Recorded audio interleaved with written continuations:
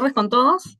¿Qué tal? Mi nombre es Alexandra Vidal, soy ingeniera del área técnica del grupo TDM. Trabajo en la sugerencia de pavimentos. Este ya es mi segundo año trabajando en esta sugerencia, de la mano con el ingeniero Wilder, el ingeniero César Oviedo, entre otros. Y bueno, bienvenidos a este webinar sobre geosintéticos aplicados en pavimentos. Esta vez vamos a hablar del diseño de mejoramiento de subrasante con geosintéticos. Voy a apagar mi cámara para no tener ningún problema con el internet, pero espero que les guste esta presentación que hemos preparado para ustedes.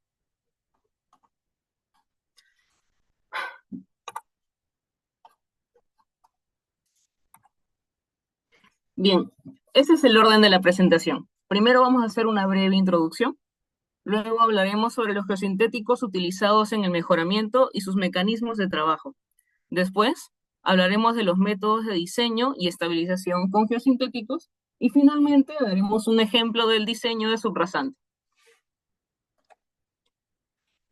¿Dónde se utiliza la estabilización con geosintéticos? Los suelos blandos en terrenos de fundaciones son los de arcillas que tienen aproximadamente CBR de más o menos 0,4 a 4%. Estos pueden ser arcillas de alta o baja plasticidad e incluso pueden ser turbas o suelos orgánicos. En ellos, la particularidad es que pueden fallar por corte, que tengan fallas locales ante la acción de las cargas de los vehículos. Para los mejoramientos tradicionales se usan espesores de aproximadamente entre 0,8 y 1,5 metros. En ellos aplicamos la teoría de Boussinesq o la teoría de Bumister para poder calcular cuáles son los esfuerzos que llegan a la subrasante y ver si es que ésta va a poder soportarlo. Entre los suelos malos podemos tener subrasantes entre 0 y 3%, también subrasantes pobres entre 3 y 7%, y a partir de eso ya vendrían las subbases desde un 7 hasta más de 50% de CBR. Para los espesores de gran, para los mejoramientos de gran espesor, se suelen utilizar pedraplenes o materiales granulares de cierre. El problema con ello es que estos tienen gran cantidad de vacíos de acuerdo a su tamaño, y por ello se vuelven bastante flexibles y presentan muchos asentamientos diferenciales, lo que puede perjudicar a la corona de la subrasante. Los geosintéticos, ya sean los geotextiles, las geomallas, las geoceldas, etc., se utilizan cada vez más para la construcción de subrasantes blandas. Y esto ayuda a reducir el material granular requerido para prolongar la vida útil del pavimento. Dentro de los beneficios de la inclusión de los geosintéticos, tenemos dos principales. El primero es aumentar el ángulo de distribución de esfuerzos en el terreno de fundación. Y el segundo es mantener el ángulo de distribución a lo largo del tiempo. Dentro del primero, como podemos observar en la imagen, si tenemos una primera carga sobre un suelo sin refuerzo, esta línea naranja representaría más o menos las deformaciones, y la línea o el trapecio que está sombreado representaría el área de aplicación del esfuerzo. Si es que yo agrego una geomalla, se produce una estabilidad mecánica. La geomalla ayuda a redistribuir los esfuerzos y amplía el área de aplicación, lo que hace que la subrasante reciba menos esfuerzo en total. Si yo agrego una geocelda, la rigidez aumenta más y como podemos ver, el área de aplicación es mucho mayor y los esfuerzos distribuidos son menores. La estabilización mecánica es mucho mejor. El segundo punto era mantener el ángulo de distribución a lo largo del tiempo.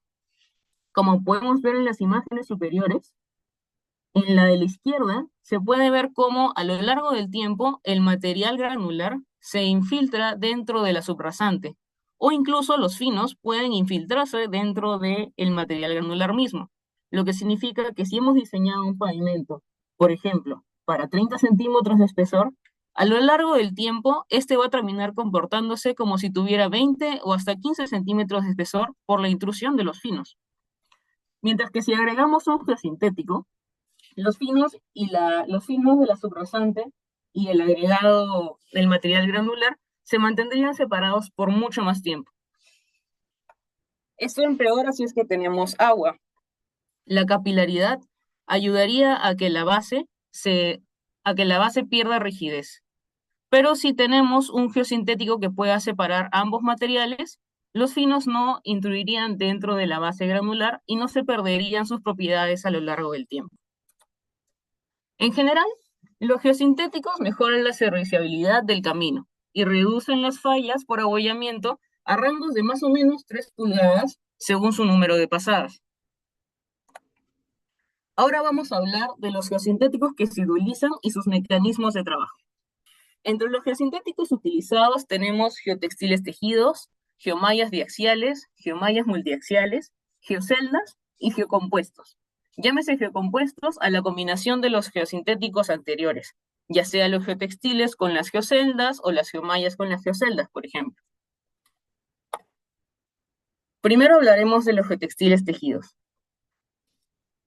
Los mecanismos de trabajo de los geotextiles tejidos dependen básicamente de la fricción. Como sabemos, tenemos como una manta extendida a lo largo de la subrasante y el área de aplicación es casi completa, por lo que al tratarse de los suelos más finos, es recomendable utilizar geotextiles tejidos en vez de geomallas. Sin embargo, como estaba diciendo, el, el, la interacción entre el suelo y el geotextil está dado por la fricción entre ambos. El incremento de la capacidad de carga también es un beneficio, dado que la capacidad de carga se puede calcular como el corte no drenado por un factor NC. En este caso, el factor NC crece de 3.14 a 15.14 por usar los geotextiles tejidos. En la imagen podemos ver cómo es que hay una mejor distribución de la carga de la rueda en la subrasante. El efecto de membrana tensionada corresponde a cuando hay una carga en el terreno. Al haber una gran carga, el geotextil se deforma y al deformarse o al empezar a deformarse, su tensión se activa. ¿Qué pasa cuando la tensión se activa? Se producen estas pequeñas montañitas que lo que hacen es abrazar al terreno, restringiendo su desplazamiento lateral y dándole una mejor resistencia al suelo. A diferencia de los geotextiles tejidos, las geomallas biaxiales o las geomallas multidireccionales no dependen de la fricción, puesto que, como vemos en la imagen, tienen una gran cantidad de vacíos. De lo que dependen estos geosintéticos es de la trabazón o interlock. Cuando los materiales granulares, así como se puede ver en la imagen de la izquierda, están en las aberturas de la geomalla como tal, eso se crea como un sello seguro, se crea una trabazón mecánica que mantiene quietos e impide los desplazamientos laterales del agregado granular. Confinamiento lateral, como les decía, aumenta el confinamiento lateral ya que se impide el desplazamiento lateral de las partículas. Esto aumenta el módulo de la capa granular y, como se puede ver en la imagen superior, mientras el agregado se encuentre más cerca a la geomalla, va a tener un mayor confinamiento. ¿Esto por qué se produce? Pues al estar el agregado exactamente sobre la geomalla, como se puede ver en la figura, está completamente trabado dentro de ella y no se va a mover. Cuando yo agrego una capa encima, o si me imagino como si fueran láminas, la lámina de encima va a estar amarrada con la primera capa, que está quieta por el geosintético. Y así va a ir capa por capa y obviamente va a ir perdiendo rigidez hacia la zona no confinada que se muestra aquí, que sería la superficie. Mejoramiento de la capacidad portante. Al igual que el geotextil tejido, debido al aumento de rigidez y la mejor resistencia, cuando calculamos, cuando calculamos la capacidad portante por la fórmula de corte no drenado por NC, ese factor NC al usar geomallas sube a un 5.71 de un 3.14. Y considerando también que es mayor, ya que para los geotextiles es 5.14. La rigidez de la geomalla permite la redistribución de la carga. Es decir, como vimos en las imágenes anteriores, cuando se aplica la carga de diseño o del vehículo sobre el terreno, la geomalla puede redistribuir esta carga a lo largo de su eje. Efecto de membrana tensionada. Al igual que el geotextil, la resistencia de la geomalla se activa cuando existe una carga y una deformación. Al activarse con la deformación, se activa la tensión de la geomalla y esta abraza al terreno, dándole mayor rigidez. Bien, ahora pasamos a las geoceldas. Las geoceldas son como geomallas, pero en forma tridimensional. Estas, al igual que lo dice su nombre, son celdas de gran tamaño que lo que se encarga es de confinar el terreno. Son como unos pequeños baldecitos que van a almacenar gran cantidad de terreno unos junto a otros, lo que le da bastante capacidad portante. Dentro de sus beneficios o sus mecanismos de trabajo está el confinamiento y la resistencia lateral. Las geoceldas aumentan el confinamiento lateral, ya que son celdas. Disminuyen la deformación lateral, pues están completamente confinadas. Aumenta la resistencia de corte de los materiales confinados. Y también aumenta la interacción entre el suelo que está sobre la geocelda y bajo la geocelda. La dispersión de los esfuerzos verticales. Como vimos en las primeras imágenes, la geocelda rigidiza el terreno y hace que aumente el ángulo de distribución del material original, haciendo de que la subrasante cargue un menor esfuerzo ante una misma carga. Lo que hace es ampliar esta zona de aplicación para ayudar al terreno a tener mejor resistencia.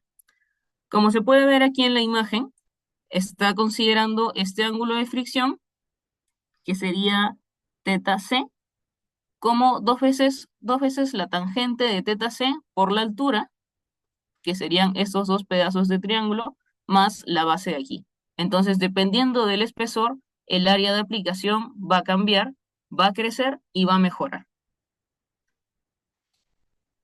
Al igual que los anteriores, ese también tiene un efecto de membrana tensionada, ya que disminuye la deformación de la subrasante al contener el terreno e impedir el desplazamiento vertical. De igual manera, abraza el terreno cada vez que empieza a deformarse este geosintético. Eso no quiere decir que vaya a perder sus propiedades, sino que su capacidad de tensión se activa al momento de que caen las cargas. Aumento de la capacidad de carga. Al igual que sus anteriores, que los anteriores geosintéticos, ahí existe un aumento de la capacidad de carga y la geocelda siempre debe estar, o por lo menos debería estar acompañada de una geomalla o de un geotextil. Cuando esta está acompañada por un geotextil, el factor NC tiene un valor de 5.14, al igual que el geotextil. Y de la misma forma pasa para la geomalla. En las imágenes podemos observar la instalación de las geomallas, perdón, de las geoceldas. Aquí se puede ver las estacas que se colocan para que éstas se mantengan abiertas. Al fondo podemos ver el vehículo que está o que va a empujar el terreno. Y, eh, y bueno, esto es un camino por donde va a pasar, eso es una vía que se está mejorando. Y acá, como se puede ver, no sé si lo pueden notar, se pueden ver unas geomallas biaxiales. Bien, pasamos a los métodos de diseño de estabilización con geosintéticos. Primero tenemos que hablar de Giroud Noray, de 1981. Este desarrolló un método para determinar espesores con geotextiles, utilizando un modelo de carga rectangular de P por L. El modelo en el que se calculaba la deformación era de un modelo circular. Y luego de que este fue además el primer método en el que se tuvo en cuenta el tráfico, ya que se hicieron pruebas a gran escala, APT, para poder ver cómo influía el número de ejes que pasaba por ese terreno. En la imagen de la izquierda podemos ver dos modelos donde se muestra la carga aplicada aquí encima, la carga aplicada, y luego la carga que llega al terreno. La carga que llega al terreno, ya sea con geotextil o sin geotextil. De todas formas, acá también, de igual manera, se puede notar cómo es que la carga afecta y se produce una deformación del geotextil. En este caso se estaría dando el efecto que estábamos hablando de la membrana tensionada. Este, bueno, es un típico gráfico de tensión por deformación. Y cabe resaltar que el método se calibró con este tipo de ensayos por un módulo secante, que sería la división entre la tensión sobre el esfuerzo. Aquí están las mismas fórmulas que apreciábamos hace un momento, y lo que tenemos que recalcar aquí es que lo que se hizo en los ensayos fue un comparativo entre el control, que sería el material que no tiene geosintéticos, versus el que sí tiene geosintéticos, y se analizó el comportamiento de cada uno. Como podemos ver aquí, se analiza la carga que está bajo el mejoramiento o bajo el espesor de material granular, que es la fórmula que estamos viendo aquí de tangente del ángulo de distribución más 2 veces la altura más la base. Es la misma fórmula para ambos y lo que se hizo fue analizar cuál era el cambio.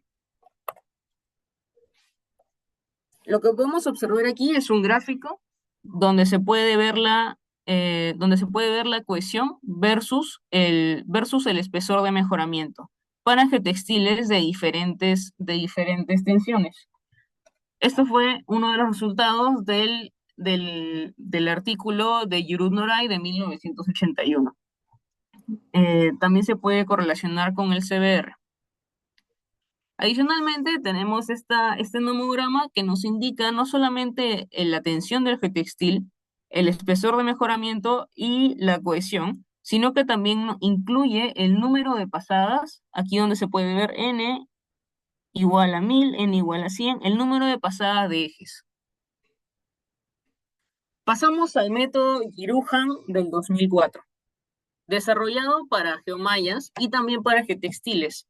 Al igual que el anterior, su modelo de carga es circular y considera el ángulo de distribución tanto del mejoramiento como del suelo natural.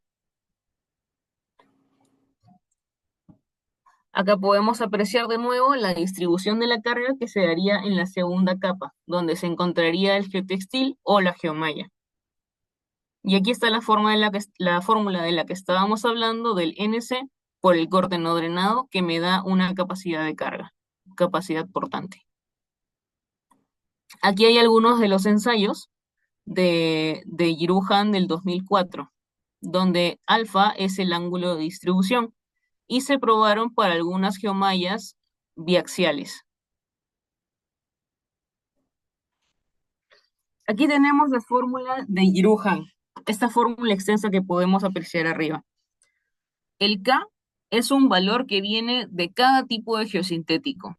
Proviene de la estabilidad de apertura y depende, como les decía, de cada geosintético. Este lambda que podemos apreciar aquí con respecto a la estabilidad de apertura proviene de esta fórmula. Y posteriormente veremos cómo es que se acomoda en la fórmula más grande. Aquí va tomando forma. Esto es para geomallas biaxiales. Después de una calibración con el test de APT, esta es la fórmula de Giruhan que conocemos. Cabe resaltar que la relación de módulos se considera como un mínimo de 5. La relación de módulos se considera como un mínimo de 5. Es decir, si yo tengo una capa de subrasante que tiene un módulo de 10 megapascales, la capa que está encima, la capa superior, no puede pasar los 50 megapascales cuando yo estoy modelando, debido a que al tratarse de un suelo blando, al tratarse de un suelo malo, esta capa no se podrá compactar. Por lo tanto, se realizan estas restricciones para estar del lado conservador y para recordar de que el material, a pesar que sea el mejor material, no va a poder compactarse sobre un suelo blando. Esa es la fórmula de Giruhan. La fórmula final. Acá tenemos el factor K de calibración, como les comentaba. El radio de carga, que tiene que ver con el diseño del vehículo de diseño y su radio de aplicación. El espesor del material granular. El número de pasadas del eje estándar. El CBR, tanto del material de la subrasante como el material granular. También la carga de diseño, el abollamiento esperado, el abollamiento máximo, los factores de calibración y el factor de capacidad de carga NC. Seguidamente tenemos el método Girouhan modificado. Este fue adaptado también para las geoceldas. Y como se puede ver, los cambios se realizan en esta parte de la fórmula, donde cambiamos el K de aplicación. Cabe resaltar aquí que la relación entre los módulos no debe superar 7.6. Antes estábamos hablando de una relación de módulos de 5, por tratarse de geomallas, por tratarse de geotextiles. Pero las geoceldas tienen una mejor aplicación en el mejoramiento del terreno. Por lo tanto, se permite un máximo de 7.6 entre la relación de ambos. Si hacemos la misma analogía, si mi subrasante tenía un módulo de 10 megapascales, ahora mi subrasante, mi suelo superior, no va a poder pasar de un módulo de 76 megapascales. Bien, ahora lo que vamos a explicar es un ejemplo de diseño del mejoramiento de la subrasante. Como hemos puesto aquí, los pasos son los siguientes. Los datos del proyecto. En la realización del método Girouhan modificado, la verificación por el esfuerzo y deformación, la propuesta y el reporte. Como podemos ver en esta diapositiva, tenemos aquí una exploración de calicatas. Acá, por ejemplo, podemos ver que tenemos un suelo limoso, tenemos arcillas, tenemos arenas. En su mayoría me parece que tenemos limos. Es importante los datos del proyecto. Necesitamos saber cuál es el estudio de mecánica de suelos, qué tipo de suelo tenemos, o sea, ante qué tipo de suelo estamos. En este caso, por ejemplo, podríamos decir que estamos ante un limo o quizás ante una arcilla, ¿no? Estamos ante un material fino. Otra cosa importante, por ejemplo, es la curva granulométrica, la clasificación del suelo. Necesitamos también saber cuál es su CBR, cuál es su Proctor, su módulo, su peso unitario seco, su humedad óptima. Todo esto influye dentro del cálculo. Eh, Luego también es importante conocer el vehículo de diseño, ya que a partir de este vehículo vamos a derivar las cargas y las presiones que se puedan transmitir al terreno y posteriormente a la subrasante. Seguimos. Ese es el reporte de diseño. Para este caso tenemos un vehículo C3 que pesa en total 29 toneladas y el eje máximo tiene el 37% de la carga. Según esto, tenemos un eje de diseño de 108 kilonewton, lo que significa que a cada neumático le va a corresponder 54 kilonewton. Para este camión C3 tenemos una presión aplicada de 680 kilopascales. Y debido a la relación entre la presión y también la carga, sabemos que tenemos un diámetro equivalente de 318 milímetros. Esos son los datos del vehículo de diseño. Pasamos a los datos del suelo de fundación. De aquí es importante tener el tipo de suelo. En este caso, por ejemplo, es arenas. El CBR de diseño del suelo natural o del terreno natural, que en este caso sería 10. El módulo de reacción depende del CBR, pero sí necesitamos saber cuánto es el pasante número 4, cuánto es el pasante número 200, para saber más o menos a qué tipo de suelo nos enfrentamos. Ya sabemos que son arenas, por lo que está escrito, pero tenemos que saber qué tipo de arenas son. Si es que tienen bastantes finos, si es que son arenas limosas, si es que son arenas arcillosas, si es que son arenas limpias. Tenemos que saber su humedad natural. También debemos conocer sus límites de plasticidad.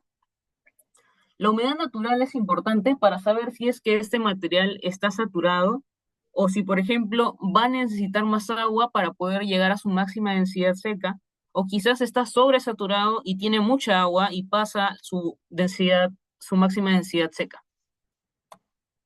Luego tenemos las características del relleno. En este caso estamos hablando mayormente de un material de cantera, ¿no? Aquí está como material granular, CBR de 80, pero también es importante conocer sus características. Luego, nosotros proponemos los geosintéticos que se pueden utilizar. En este caso estamos utilizando una malla multiaxial, una geocelda y un geotextil separador. La importancia del geotextil separador depende de la cantidad de finos que posea nuestro terreno natural. Si estamos ante un suelo limoso, como se podía observar en las calicatas que se puso de ejemplo en las diapositivas anteriores, es obligatorio, bueno, no obligatorio, pero sí es muy necesario tener un geotextil separador para que nuestro mejoramiento, nuestra base y nuestro pavimento en general se puedan comportar de la forma adecuada en la que se ha diseñado. El geotextil separador cumple la función de retener los finos de la capa del terreno natural y también evitar que se infiltre parte del terreno que pueda ser digamos, ya por el propio uso de la carretera, que se pueda combinar o sea, que se puedan combinar los materiales, ya sea entre bases, entre subbase y base, o incluso con la subrasante, como es en este caso. La modelación de la propuesta.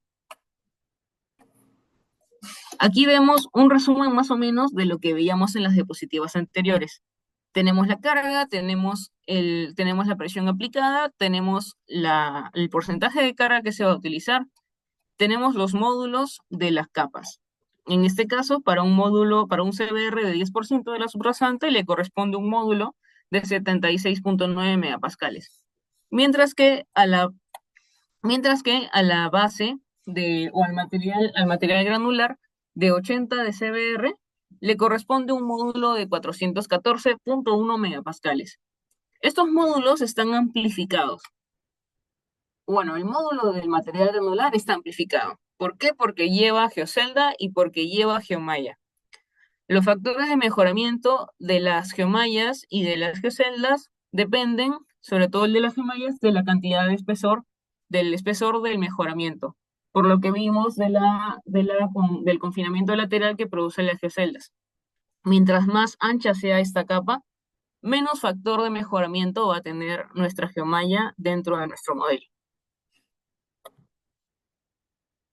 Seguimos con los esfuerzos y deformaciones. La verificación de los esfuerzos y deformaciones. Como se puede ver, se ingresan aquí los datos de los parámetros del suelo y lo que obtenemos después de haberlo puesto en el programa es esta respuesta. La respuesta de los esfuerzos y de las deformaciones, valga la redundancia. Junto con un gráfico de esfuerzos y también de deformaciones. De aquí podemos apreciar dos cosas. La primera son el esfuerzo que cae en la base, en la superficie, perdón, que serían los 680 kilopascales que carga el camión de diseño. Y eso produce una deformación de 1.002 milímetros en la superficie, en el top. Mientras que a los 225 milímetros, es decir, donde se encontraba nuestra subrasante, aquí, tenemos una deformación de 0.74 milímetros y una presión de 196.7 kilopascales. La presión inicial era 680 kilopascales y esto se ha reducido a 196 kilopascales a través del espesor de 225 milímetros, considerando las geoceldas y considerando las geomallas y también el geotextil separado. Ahora hablamos de los resultados. Dentro del cálculo del resultado intervienen las características del relleno. En este caso, como lo habíamos comentado, es una base granular de 80% de CBR. Esto va a tener un módulo aumentado por los geosintéticos que estamos utilizando. En este caso, estamos tratando de la geocelda TBW258 y también de la geomalla multidireccional T6. Estos dos elementos van a aumentar el módulo a 414.1 megapascales. El espesor de las capas. El espesor de las capas se calcula al inicio con la fórmula de Giroux.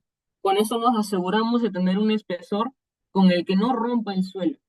Y luego de ello hacemos la verificación por el programa de esfuerzos y deformaciones, que viene de teoría de capas elásticas. Acá también tenemos los módulos de las capas y finalmente las deflexiones. Recuerden que aquí habíamos calculado la deflexión en la superficie. En este caso era 1.002 milímetros. Y según utilizando la fórmula de Boussinesq, podemos llegar a este valor de módulo de 161.7. Y con ello tenemos un CBR relacionado en el top de 31.9. Recordemos que habíamos empezado con un módulo de 10%, con un CBR, perdón, de 10%, y ahora, después de haber aplicado los geosintéticos, por el programa de esfuerzos y deformaciones, tenemos un CBR de 31.9. Finalmente, esta sería la propuesta de la que estábamos comentando. Tanto la geomalla como la geocelda y el geotextil, los tres aportan diferentes cosas a la propuesta.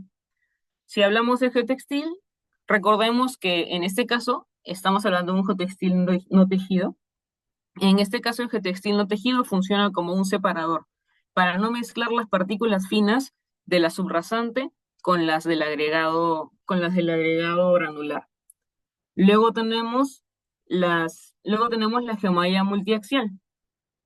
La geomalla multiaxial nos aporta confinamiento lateral, nos aporta trabazón.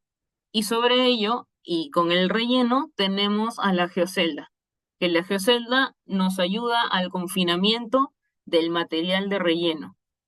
Este confinamiento va a hacer que el módulo sea mucho mayor al que podría ser inicialmente sin ningún tipo de refuerzo. Bueno, eh, eso ha sido la presentación sobre el diseño de subrasante